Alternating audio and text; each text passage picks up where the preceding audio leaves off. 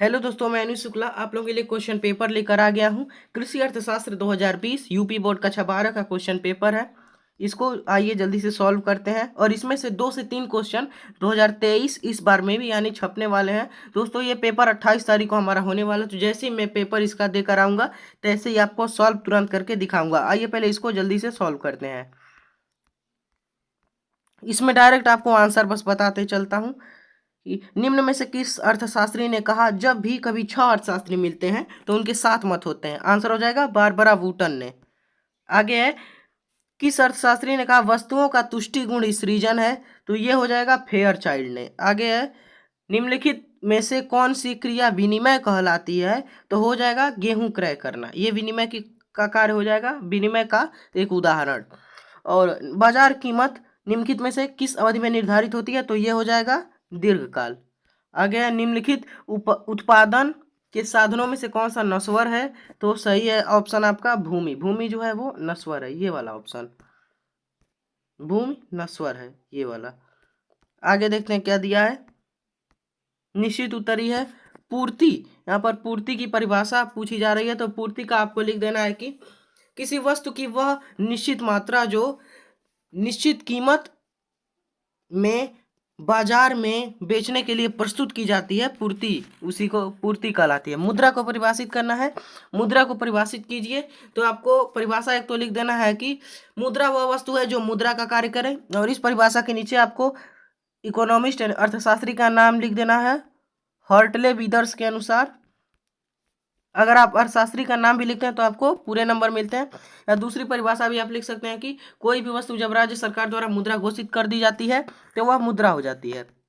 आगे विनिमय से आप क्या समझते हैं, यानी एक्सचेंज का परिभाषा लिखना है, तो आप इस प्रकार से लिख सकते हैं कि ऐच्छिक वैधानिक तथा कोई भी वस्तु के ऐच्छिक वैधानिक तथा पारस्परिक हस्तांतरण को विनिमय कहते हैं। या आप दूसरा भी लिख सकते हैं कि कम उपयोगी वस्तुओं के बदले अधिक उपयोगी वस्तुओं के आदान प्रदान को ही विनिमय कहा जाता है। विनिमय आपको साधारण से याद रखना है, आदान प्रदान को ही विनिमय कहा जाता है ये, लेकिन परिभाषा आपको अच्छे से लिखना है। भूमि से तात्पर्य भूमि की परिभाषा बताना है, तो यहाँ पे आप लिख सकते हैं कि प्रकृति प्रदत्त सभी निःशुल्क वस्तुएं भूमि कहलाती हैं या भूमि के अंतर्गत आती हैं। अगला प्रश्न है कुल लाभ क्या है, व्हाट इज टोटल प्रॉफिट। तो कुल लाभ आपको पता है कि संपूर्ण लाभ माइनस लगाई गई लागत, इसको जब आप इक्वल करते हैं तो कुल लाभ प्राप्त होता है।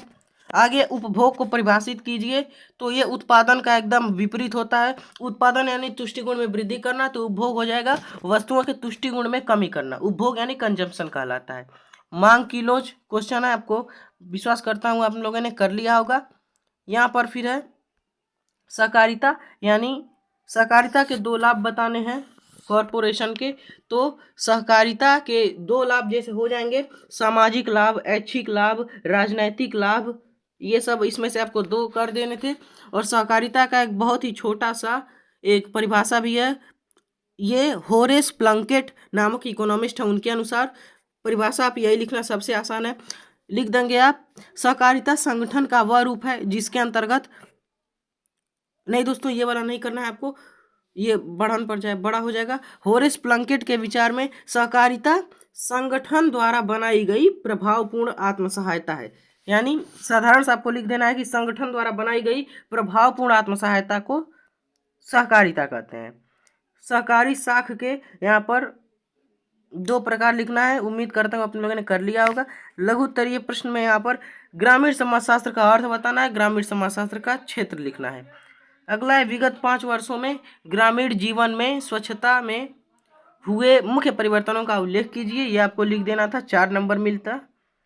पंचवर्षीय योजनाओं में कृषि का महत्व पर एक संक्षिप्त टिप्पणी लिखना है। आपको पता है दोस्तों जो 1965-66 वाली पंचवर्षीय योजना थी उसमें कृषि का दोस्तों मतलब कृषि पर ज़्यादा व्यय किया गया था। और ये भी पूछा जा सकता है कि अंतिम पंचवर्षीय योजना कौन सी थी, तो आप वो बताएंगे लास्ट पंचवर्षीय योजना 12वीं पंचवर्षीय योजना वो लास्ट थी, और ये चली थी 2012 से 2017 तक।